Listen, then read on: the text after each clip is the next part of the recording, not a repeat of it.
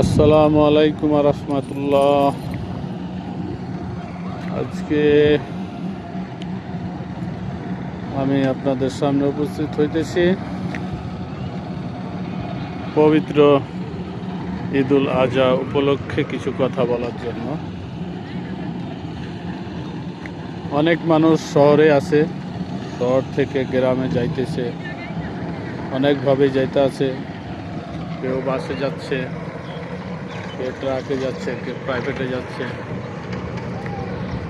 যে যেভাবে পারছে যাচ্ছে। আমার কথা হলো, যে যেভাবে পারছেন যান, সমস্যা নেই, সুন্দরভাবে যান। দোয়া করি আল্লাহ যেন সবাইকে সহি সালামতে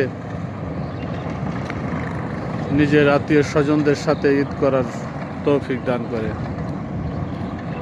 কিন্তু অনেকে ট্রাকে যাচ্ছে, অনেক রিক্সে।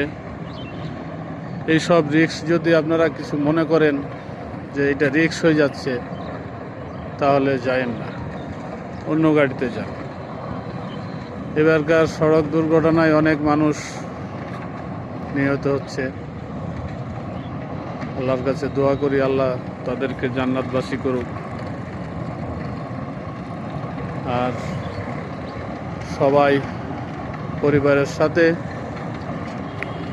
সুন্দরভাবে যেন ঈদুল আজহা পালন করতে পারে। তা সবাই ভালো থাকবেন, সুস্থ থাকবেন।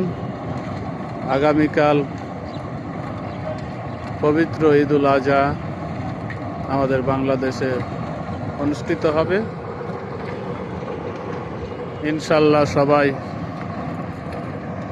নামাজে যাবেন, সময় মতো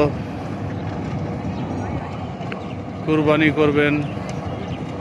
আর যার যার এলাকায়, যার যার বাড়ির পাশে কুরবানি করবেন। আরেকটা, সবাই সতর্ক থাকবেন যে কুরবানির পশু জবাই করার পরে এই যে রক্ত, ময়লা, আবর্জনা, এইগুলা যেন সুন্দরভাবে পরিষ্কার করে নেয়, তাহলে পরিবেশ সুন্দর থাকবে। এই আশায় আমি করি আপনারা সবাই নিজ নিজ সতর্ক থাকবেন, দায়িত্ব পালন করবেন। এ বলে আজকের মতো আমি এখানে শেষ করছি। আল্লাহ হাফিজ।